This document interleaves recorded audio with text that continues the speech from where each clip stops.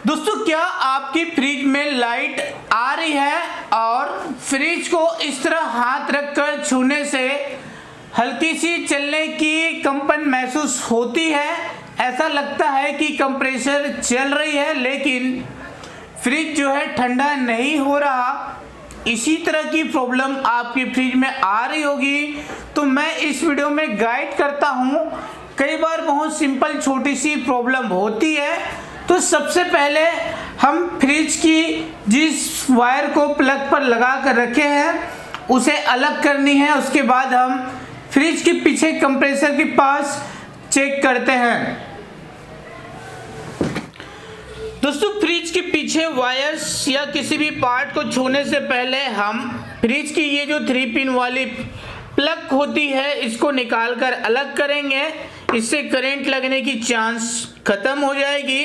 और कंप्रेसर के ऊपर जैसे ही हम हाथ से छूते हैं तो कंप्रेसर की बॉडी हमें गर्म लगती है, प्रॉपर वर्क नहीं करती। इसमें सिंपल यहाँ पर ये जो रिले और OLP वाली पार्ट होती है इसमें से कई बार ये जो पार्ट है रिले वाली ये खराब हो जाती है, जिसके कारण कंप्रेसर तक पावर तो पहुंचती है लेकिन ठीक से कंप्रेसर वर्क नहीं करती। दोस्तों, अगर आप टेक्नीशियन नहीं हैं तो मैं एक नई वीडियो बनाऊंगा रिले कैसे चेक करते हैं। आप उसमें देखकर रिले चेक करने के बारे में जान पाएंगे। और यदि रिले खराब हो गई है तो सिंपल इतना करें कि ये जो रिले पार्ट है इसे मार्केट से दूसरी खरीदनी है और लाकर सेम इसकी जो वायर है इसी तरह से बिल्कुल जैसे इसमें फिट है सेम हम देख लेंगे या इसकी एक फ़ोटो खींचकर रख लेंगे। इससे हमें रिले लगाने में आसान होगी।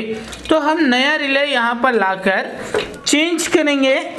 इससे कंप्रेसर जो है बिल्कुल बराबर वर्क करने लगेगी और गैस वगैरह प्रॉपर होगी तो आपकी फ्रिज है वो बिल्कुल अच्छे से कूलिंग करेगा।